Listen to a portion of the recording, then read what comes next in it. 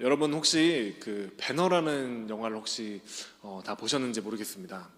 저도 아주 예전에 어렸을 때 이렇게 본 기억이 나는데, 그 배너에 보면은 주인공인 이제 배너가 로마 시대에 그 예수님 시대에 살던 이제 귀족이었습니다. 원래 유대인에 살았는데, 그런데 뜻밖의 이제 모함으로 인해서 살인 미수죄를 이제 지게 되고 이제 잡혀갑니다. 노예로 끌려가서 이 배너가 이제 배 노예선에 타서 이제 그 배죠. 배인데 사람들이 노예들이 이제 막 이렇게 노를 젓는 거예요. 네, 그렇게 노를 저어가지고 이 배가 앞으로 이제 추진력을 얻어서 가는 겁니다. 그런데 이제 이 배너가 타고 있는 그 배가 노예로 이제 그 일을 하고 있는 그 배가 전쟁에 이제 참여하게 됩니다. 그리고 그 배에 이제 그 제독이 이제 타고서는 전쟁을 치르게 되죠. 그런데 그 전쟁에서 이 배가 침몰하게 됩니다. 침몰하게 되니까 배너가 가까스로 침몰하는 배에서 탈출을 하게 됩니다. 근데 이제 막 널빤지에 막 이렇게 아무튼 살아나가지고 이렇게 있는데, 그 배의 총독이 거기 있게 되는 거고, 그 총독을 배너가 구해주게 되죠. 구해줬는데 이제 전쟁에 진 줄 알고 그 총독은 자결을 하려고 하는데 그를 배너가 제지를 하고 살려줍니다. 알고 보니까 그 전쟁에서 로마가 아주 대승을 거둔 거였어요. 그래서 그 지휘관은 이제 승리의 입성을 하게 되는데, 그때 배너를 데리고 갑니다. 그래서 황제 앞에 가서 이 배너를 자신이 직속 노예로 삼아달라고 이제 부탁을 하게 되죠. 그래서 이제 직속 노예가 되었다가 자유를 줍니다. 그리고 자유를 줄 뿐만 아니라 이 배너를 자신의 양자로 삼게 됩니다. 노예로 살면서 이렇게 그 배에서 노를 젓던 이 배너가 양자가 됨으로 인하여 한순간에 모든 신분이 변화되고, 이제 그 장군의 총독이 재산을 다 이어받는 상속자가 된 것이죠. 그래서 아무도 그를 이제 노예로 대할 수가 없게 되었고, 그 한순간에 이제 귀족의 가문이 사람이 되는 그런 권세를 누릴 수 있었다. 네, 그런 이야기입니다. 네, 그 이후에도 뭐 여러 가지 막 전차 막 스토리가 나오지만, 네, 이렇게 한순간에 양자로 입양된 이 배너 이야기를 우리는 이 영화에서 잠깐 엿볼 수가 있습니다. 자, 그러면 오늘 그 본문 한번 말씀을 개역개정으로 한번 보도록 하겠습니다. 네, 한번 넘겨주시고요. 자, 개역개정 말씀입니다. 제가 읽도록 하겠습니다. 그 기쁘신 뜻대로 우리를 예정하사 예수 그리스도로 말미암아 자기의 아들들이 되게 하셨으니 라고 말씀하고 있습니다. 우리가 지난 시간까지 우리가 본 것은 하나님께서 우리를 창세 이전에 택하시고 우리를 구원하여 주셔서, 왜 구원하여 주셨는가? 그 목적이 바로 우리를 거룩하고 흠이 없는 사람이 되도록 하기 위해서 그 목적으로 우리를 택하셨다라는 것을 지난 시간에 1장 4절 말씀에 봤습니다. 그런데 이 1장 5절 말씀은 이 헬라어 원어로 보면은 이 문장이 끝나지 않고 이어집니다. 네, 바로 그냥 하나의 문장이죠. 1장 4절과 1장 5절은 이렇게 이어지는 문장인데, 무슨 뜻이냐? 이것이 무슨 의미가 있느냐? 하나님이 우리를 택하신 그 목적이 무엇인가? 아직 끝나지 않고 사도 바울은 계속해서 이어서 설명을 하고 있는 것입니다. 우리를 택하신 목적이 바로 지난 시간의 4절에서는 거룩하게 하고 우리를 흠이 없는 사람이 되도록 하기 위해서 그렇게 택하셨다고 말씀하셨습니다. 즉 성화를 말씀하시는 거죠. 네, 우리를 성화되게 하도록 우리를 그렇게 구원하셨습니다. 택하셨습니다. 그런데 그 목적이 오늘 5절에서도 계속 이어지고 있습니다. 그 목적은 무엇입니까? 바로 우리를 택하신 그 목적이, 오늘 이 말씀을 바로 보면 자기의 아들들이 되게 하셨으니, 자기 아들들이 되게 하려고 우리를 예정하셨다라고 다시 한번 1장 5절에서도 말씀하고 있습니다. 우리를 예정하사 그리스도로 말미암아 자기 아들들이 되게 하셨으니, 라고 말하고 있는 것입니다. 자, 여기서 자기의 아들들이 되게 하셨으니 이 아들들이 되게 하셨다, 이 단어가 너무나 중요한 단어입니다. 이 단어는 헬라어로 원어로 이제 휘오시데안이라는 그 단어입니다. 이 단어를 세번역 성경에서는 자녀들, 한번 잠깐 뒤로 넘겨주세요. 파워포인트. 네, 세번역에서는 자녀로 삼으시기를 예정하셨습니다라고 번역을 했습니다. 그리고 이제 덧붙였죠. 양자, 네, 자녀, 양자. 그리고 다시 돌아가서 개역개정 보시면 오늘 여기 개역개정에서는 자기 아들들이 되게 하셨다라고 말하고 있습니다. 자, 이 단어가 원래의 어떤 뜻을 가지고 있는가, 이것을 아는 것이 오늘 본문 말씀을 이해하는 데 너무나 중요한 열쇠입니다. 이 휘오시데안이라는 단어의 뜻은 아들들로 입양하였다라는 뜻입니다. 다시 한번 말씀드립니다. 아들들로 입양하였다입니다. 이것을 단순히 자녀라고 번역하지 않고 아들들이라고 번역하는 것이 너무나 중요합니다. 왜냐하면 성경이 쓰여질 이 당시에 아들들로 입양하였다는 것은 오늘날 우리가 생각하는 것보다도 훨씬 더 중요한 의미를 담고 있기 때문에 그렇습니다. 그리고 복음에 있어서도 단지 자녀가 아니라, 자녀도 물론 중요하지만 아들들, 원래 이 단어가 가지고 있는 아들들로 입양되었다라는 이 뜻이 복음에 있어서도 굉장히 중요한 의미를 가지고 있음을 여러분들에게 오늘 말씀드리고자 합니다. 먼저 이 단어는 법률적인 의미를 가지고 있습니다. 입양되어 양자가 되었다는 것은 법적으로 재산을 상속받게 되는 상속자의 신분이 된 것을 의미합니다. 그 전에는 종이었던 사람, 그 전에는 이 아버지와 아무 상관이 없었던 이 사람이 이제는 양자로 입양되는 순간, 아들로 입양되는 순간, 그 아버지의 모든 재산을 합법적으로 상속법에 의하여 상속받게 됩니다. 자, 이 아들들로 입양됐다는 의미를 우리가 잘 알기 위해서 성경이 배경이 되는 이 시대에 여성들의 권리가 남성들의 권리와 매우 달랐다는 점을 우리가 이해할 필요가 있습니다. 성경에서도 숫자를 셀 때는 이 남성들만 세웠습니다. 자, 예수님께서 5,000명을 그 물고기 2마리와 갑자기 오병이요, 그렇죠? 떡 5개, 보리떡 5개, 물고기 2마리로 5,000명을 먹이셨죠. 이 5,000명이 남자들만 숫자를 센 것입니다. 그러니까 실제로는 더 많은 사람들을 예수님께서 먹이시는 거죠. 여성들도 있었고 아이들도 있었고 카운트가 안 됐습니다. 그리고 아주 이제 특별한 경우를 제외하고는 이 로마 사회에 있어서도 일반적으로 당시 여성들은 재산을 상속받지 못하였습니다. 그리고 여성들은 이제 결혼하기 전에는 아버지에게 이렇게 귀속되어 있었고, 또 결혼한 다음에 남편에게 귀속되어 있게 되었습니다. 당시 이제 문화가 이제 그러했다는 것이죠. 그래서 어떤 사람들은 이제 성경을 읽을 때 이 성경이 남녀 차별적인 요소를 가지고 있지 않나, 그렇게 생각을 합니다. 그리고 그것이 이제 과거의 문화적 배경이기 때문에 현대에는 맞지 않다 생각하면서 현대에 맞는 의미로 이것을 우리가 고쳐야 된다, 그렇게 생각하였었습니다.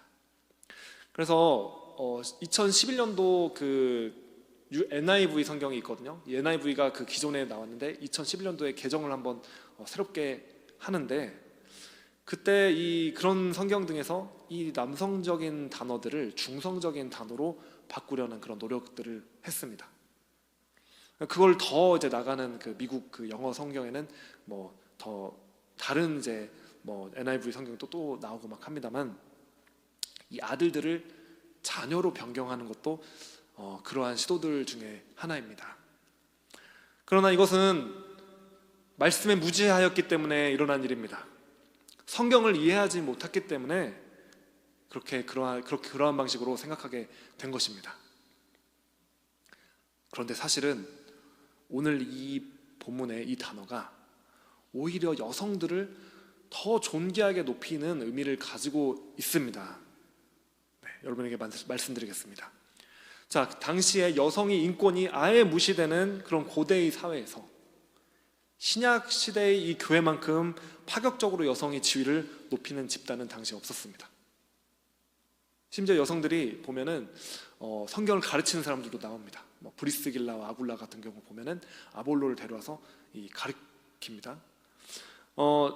그리고 여성들을 인권을 굉장히 존중해주는, 세워주는, 높여주는, 생명을 존중해주는 그러한 문화들이 신약 교회에서 일어납니다. 당시에 그런 집단이 없었던 것입니다. 그리고 여러분, 다시 한번 우리가 이 에베소서를 볼 때 기억해야 되는 사실은, 이 말씀이, 이 에베소서라는 편지가 당시 에베소 지역에 있는 교회에게 보낸 그 편지라는 사실을 여러분 기억하셔야만 합니다. 교회는 남성과 여성, 그리고 자유자나 노예나 유대인이나 헬라인이나 모두 다 포함되어 있었던 것입니다. 그렇다면 여성들에게도 바울은 동일하게 하나님께서 여성들도 하나님이 아들들로 입양하였다라고 지금 여성들에게도 그렇게 선언하고 있는 것입니다. 이게 무슨 뜻입니까? 성별이 문제가 아닙니다. 이것은 여성들도 남성들과 동등하게 상속자의 권리를 갖게 되었다라고 바울은 선언하고 있는 것입니다. 여성들도 하나님의 나라에서는 남성들과 동등하게 차별받지 않고, 이 하나님의 나라 교회에서는 누구나 어떤 배경이나 성별이나 어떤 그 상황에 상관없이 차별받지 않고 동등하게 아들이 법적인 권리를 소유할 수 있게 되었다라는 것을 의미하는 것입니다. 오늘날에도 마찬가지입니다. 성경은 남성 중심적으로 여성을 차별하는 것이 아닙니다. 오히려 여성을 인격적으로 존귀하게 세워줍니다. 성경이 한 나라의 어떤 사회의 정신적인 기반이 된 그런 국가들을 우리가 살펴볼 때, 그렇지 않는 국가들보다 기본적으로 이렇게 인간을 존귀히 여기고 생명을 존중히 여기는 그런 자세가 더 발전하게 된 것을 우리는 보게 됩니다. 이제 여러분이 성경을 읽다가 하나님이 아들이 되게 하셨다, 아들로 삼으셨다 라는 그런 구절들을 여러분이 보게 될 때는 기억하시기 바랍니다. 이것은 성별에 관한 것이 아닙니다. 여성을 차별하는 것도 아닙니다. 교회인 우리가 유업을 받는 상속자가 되었다라는 것을 의미하는 것입니다. 이런 의미에서는 하나님의 나라에서 남성도 하나님의 아들이고 여성도 하나님의 아들들로 입양된 것입니다. 성별이 개념이 아닙니다. 네. 위치를 말해줍니다. 우리가 어떤 위치인가. 자, 두 번째로 하나님께서 우리를 아들들로 양자 삼으셨다라는 뜻은, 우리가 하나님이 집에 있어서, 아버지 집에 있어서 아들로서 신분이 바뀌고 권세를 가지게 되었다는 것을 의미합니다. 제가 앞서 배너 영화 이야기를 여러분들에게 말씀드렸습니다. 왜 갑자기 영화를 이야기하시나 궁금하신 분이 있었을 텐데, 이 말씀을 드리려고 제가 말씀드렸습니다. 배너는 이제 노예가 되었는데, 그 총독이 양자가 되는 순간 그 총독이 모든 그런 신분과 권세를 이제 위임받게 된 것입니다. 아무도 이제 그를 노예로 대할 수 없게 된 것입니다. 단지 그냥 노예에서 자유를 얻은 것 정도가 아닙니다. 그냥 여러분, 구원받았다는 것은 그냥 자유를 얻었다, 죄에서 자유함을 얻었다, 이 정도 차원에서 끝나는 것이 아닙니다. 더 나아가는 것입니다. 바로 양자, 아들로서 양자가 된 것입니다. 단순히 자유를 얻은 상태로 이제 마음대로 사는 것으로 끝나는 것이 아니라, 이 총독이 아들이 되는 순간 이 권세가 생깁니다. 신분이 달라집니다. 누구도 무시할 수 없는 권세를 가진 귀족 집안이 출신이 되게 된 것입니다. 우리가 하나님의 아들들로 입양이 되었다는 것은 이제 하나님이 가지고 계신, 아버지이신 그분이, 하나님이 가지고 계신 그 권세를 우리도 누리고 사용할 수 있는 그런 위치, 그런 존재가 되었다는 것을 의미합니다. 참 놀라운 특권이 아닙니까, 여러분? 자, 세 번째로 우리가 아들들이 되었다는 것은 우리가 그 아들들로서 또한 마땅히 필요한 품격이 필요한 것을 의미합니다. 우리는 노예에서 이제 단순히 해방되었을 뿐만 아니라 위대한 가문의 출신, 위대한 그 하나님이 아들이 된 것입니다. 그런데 이제 위대한 가문의 사람이 되었다면 그 가문의 명예에 먹칠하지 않을 수 있는 품격이 필요합니다. 총독이 아들이 되었는데도 불구하고 여전히 노예의 누더기 옷을 입고 노예처럼 생각하고 노예처럼 행동하고 사람들이 눈치를 보면서 노예처럼 산다면 그것은 그 집안의 명예에 해가 되는 것입니다. 나의 행동이 노예와 같다면 그 집안과 아버지의 위신이 떨어지며 비난받게 되는 것이죠. 그래서 우리는 그만큼 품격이 있고 책임을 질 수 있는 사람이 될 필요가 있습니다. 복음에 합당한 사람이 될 필요가 있다는 말씀입니다, 여러분. 그래서 사실 우리가 4절에서 봤던 말씀이 있습니다. 하나님께서 우리를 하나님이 아들들에 걸맞을 수 있는 거룩하고 흠이 없는 사람이 되도록 하셨다는 것입니다. 여러분의 신분과 정체성이 바뀌게 되었다는 것을 여러분 깨닫게 되었다면 이제는 거룩하고 흠이 없는 아들들로 그 권세를 누릴 수 있는 사람들로 살아가야만 하는 것입니다. 네 번째입니다. 하나님이 아들이 되었다는 것은 친밀함을 누릴 수 있는 특권이 있다는 것을 의미합니다. 그 전에는 나와 상관이 없었던 그분이 나의 아버지가 되었습니다. 아들은 아버지와 같은 식탁에 앉을 수 있고 친밀하게 교제를 나눌 수 있습니다. 노예로서는 그 주인의 식탁에 앉는다는 건 상상할 수 없는 일입니다. 노예는 주인이 밖에서 노예가 일을 하고 돌아오면은 주인이 식탁을 차려서 같이 먹자 하지 않는다는 것입니다. 노예가 와도 주인은 내가 밥 먹을 걸 너가 차려라. 그리고 먹고 나서 다 먹고 나서 먹던지 해라. 이렇게 되는 것입니다. 노예로서는 그런 주인과 친밀한 교제를 나눈다. 그건 상상할 수 없는 일입니다. 그러나 아들은 신분이 달라지면 그 전엔 노예였는데 이제 아들이 되었다고 생각해 보십시다. 네. 베너 같은 경우는 이제 아들이 되었기 때문에 총독과 한 자리에서 그 식탁에서 같이 먹고 마실 수 있게 된 것입니다. 총독은 자신의 생명을 구한 이 베너를 아들같이 아끼게 된 것입니다. 그래서 그를 존귀하게 높여줬습니다. 그리고 이제는 재산까지 상속해 줄 수 있을 정도로 그를 사랑한 것입니다. 아무런 감정이 없이 이 총독이 그렇게 하지 않았습니다. 그를, 이 베너를 좋아하고 사랑하고 아끼기 때문에 그 양자로 삼는 데 필요한 모든 대가도 아끼지 않고 지불한 것입니다. 그리고 그 베너를 이제 신뢰하는 거죠. 그래서 양자가 되었다면 이제 식탁에서 먹고 마실 뿐만 아니라 마음을 터놓고 이야기할 수 있게 된 것입니다. 노예로서는 꿈도 꾸지 못할 그것이 바로 아버지랑 교제하는 그 일입니다. 이것은 너무나 위대한 존귀한 특권인 것입니다. 여러분 이해하시기 바랍니다. 이 친밀함으로 하나님과 여러분이 교제하고 대화할 수 있다는 것이 그냥 흔한 의미 없는 일이 아니라 이것은 놀라운 위대한 특권이라는 사실을 여러분 기억하시기 바랍니다. 귀하게 여기시기 바랍니다. 우리가 하나님이 아들이 되었다는 것은 이렇게 하나님과 함께, 그 하나님 아버지와 함께 이제는 먹고 마시고 동행하며 교제하며 마음을 터놓고 이야기할 수 있는 특권을 갖게 되었다는 것을 의미하는 것입니다. 아버지가 되신 그 하나님께서 우리를 좋아하고 아끼고 사랑하십니다. 오늘 말씀에도 보시면 그 기쁘신 뜻대로 기뻐하십니다. 우리를 기뻐하신 것이고 우리를 원하신 것입니다. 뜻하셨던 것입니다.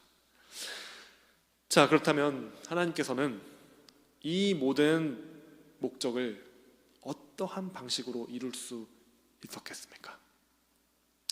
하나님께서는 우리를 아들들로 양자 삼기로 예정하셔서 우리에게 상속자가 되게 하시며 권세를 누리게 하시며 거룩하고 흠이 없는 품격을 갖게 하시며, 즉 성화되게 하시며, 또 친밀하게 아버지와 지낼 수 있도록 그 일을 하셨습니다. 그런데 그 일을 하나님은 어떻게 하십니까? 어떻게 이루십니까? 오늘 5절 본문 말씀 다시 한번 보시면 여기에 예수 그리스도로 말미암아라고 말하고 있습니다. 네.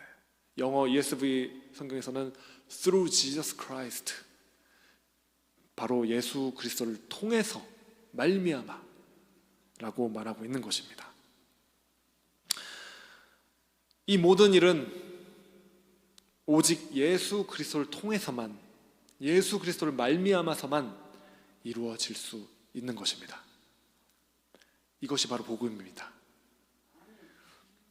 복음은 우리가 단순히 구원받고 거기서 끝나는 것이 아니라고 말씀하고 있는 것입니다. 그에 더 나아가서 아들로서 이 모든 특권을 누릴 수 있도록 바로 이 예수 그리스도를 통해서 우리에게 하나님께서 그렇게 하셨다는 것을 말씀하고 계시는 것입니다. 그것이 바로 복음입니다, 여러분. 예수 그리스도를 통한다라는 이 말씀은 예수 그리스도께서 십자가에서 행하신 그 모든 죄사함을, 우리 모든 죄사함을 이루신 그 일을 통해서, 그 예수 그리스도의 십자가를 통해서, 예수님이 하신 그 일을 통해서, 그래서 통해서 우리에게 이루어진다는 것을 의미하고 있습니다. 하나님께서 유일하신 아들이신 그 예수 그리스도를 우리를 위해서 내어주셨습니다. 그리고 다만 그것을 뜻하신 것을 넘어서 기뻐하셨습니다. 말씀에서 말씀하고 있습니다. 기쁘신 뜻대로. 세번역 성경으로도 한번 보시기 바랍니다. 한번 넘겨주세요. 뒤로, 앞으로. 네, 하나님은 하나님이 기뻐하시는 뜻을 따라. 하나님께서 뜻하셨는데 그 뜻을 억지로 하신 것도 아니고 그 뜻을 감정 없이 하신 것도 아니고 기뻐하시면서 우리를 택정하셨다는 것입니다. 바로 아들이신 예수 그리스도를 우리에게 내어주시는 그 일을 하나님께서는 기뻐하셨다는 것입니다. 예수님께서는 말씀하셨습니다. 내가 길이요 진리요 생명이니 나로 말미암지 않고서는 아버지께로 올 자가 없다고 예수님께서는 말씀하신 바 있습니다. 그리스도를 통해서라는 뜻은 바로 이렇게 예수님이 길이 되셔서 아버지께로 이제는 우리가 아들로서 갈 수 있게 되었다라는 것을 의미합니다. 이렇게 자신의 유일한 아들을 내어주는 고통까지도 하나님께서는 감당하시면서 그 예수 그리스도께서 십자가에서 죽고 부활하시는 그 일을 통해서 우리가 하나님의 아들이 되는 그 일을 행하시는 것을 기뻐하셨습니다. 원하셨습니다. 오늘 여러분이 여기에서, 이 교회에서 하나님의 말씀을 들으며 신앙생활을 하고 있는 것은 절대 지루한 일이 되어서는 안 됩니다. 여러분이 교회를 지루하게 다니고 계시다면 그것은 아직 이 말씀을 잘 이해하지 못하고 복음을 잘 이해하지 못하기 때문에 그렇습니다. 하나님께서는 여러분을 아들로 양자 삼으셨습니다. 여러분, 이 사실은 여러분 배너에게 있어서 평생 노예로 이제 끌려다니면서 살 수밖에 없는 그 사람을 이제 이 총독이 아들로 삼아줬다라는 그 소식을 듣는 것만큼, 아니 그보다 더 우리에게 기쁜 소식이 되어야만 합니다. 여러분, 그런 기쁨과 흥분이 여러분에게 있습니까? 하나님이 여러분을 아들로 삼으셨다, 아들로 양자 삼으셨다라는 이 소식을 들을 때 여러분 기쁨이 있습니까? 여러분 기쁨이 있으시기 바랍니다. 오늘 이 말씀을 통해서 여러분에게 그 기쁨이 회복되기를 원합니다.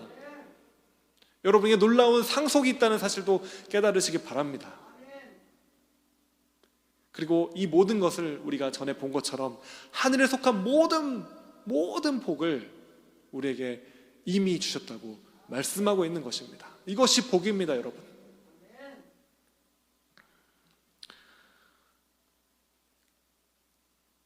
하나님께서 여러분을 아들들로 양자 삼으셨습니다. 그것을 위하여 기쁨으로 자신의 아들인 예수 그리스도를 십자가에 달려 죽도록 내어주신 것입니다. 그것이 얼마나 큰 희생일까요? 우리는 결코 그 무게를 전부 다 이해하지 못할 것입니다. 영원토록 이해하지 못할 것입니다. 그러나 우리는 최대한 많이 그 의미를 생각하고 이해하도록 노력해야 할 것입니다. 우리가 그 십자가를 아는 만큼 우리에게 주신 이 특권이, 아들로 양자 삼아 주신 그 특권이 얼마나 귀하고 놀라운 일인가. 우리 전 존재를 변화시키는, 정말 우리를 신나게 만들고 흥분되게 만들고 우리에게 기쁨을 주는 그 일인가를 우리는 깨닫게 될 것입니다. 그럴 때 우리는 복음을 들을 때 지루하지 않게 될 것입니다. 왜냐하면 이 복음이 바로 우리에게 그 특권을 주는 놀라운 소식이라는 그 사실 때문에 그렇습니다. 오늘 이 자리에 계신 여러분, 그리고 온라인으로 또 이 설교를 듣고 계신 여러분, 이 예수 그리스도를 믿으시기 바랍니다. 그리고 하나님 아버지께서 여러분을 택정하신 그 택하심, 그 사랑이 얼마나 크신지 여러분 이해하시기 바랍니다. 십자가에 달려서 여러분의 죄사함을 위하여 대신하여 죽으신 그 예수 그리스도께서 주님이심을 여러분 믿으시기 바랍니다. 오직 그 일을 통해서만, 이 예수 그리스도를 통해서만 우리는 오직 그 길로만 유일하게 하나님께서 우리에게 예정하신 그 모든 하늘에 속한 복, 그 모든 특권을 우리는 누릴 수가 있게 되는 것입니다. 이렇게 놀라운 특권이 우리에게 주어졌는데도 불구하고 이 특권을 모르고 누리지 못하는 것은 너무나 안타까운 일입니다. 오늘 우리에게 이 수정같이 맑음을 교회에게 이 특권이 여러분에게 정말로 주어지고 또 그것을 깨닫고 그것을 누리는 우리가 되기를 간절히 원합니다. 우리를 아들들로 양자 삼으신 그 하나님의 놀라운 은혜, 그 은혜가 역사하시기를 원합니다. 기도하시겠습니다.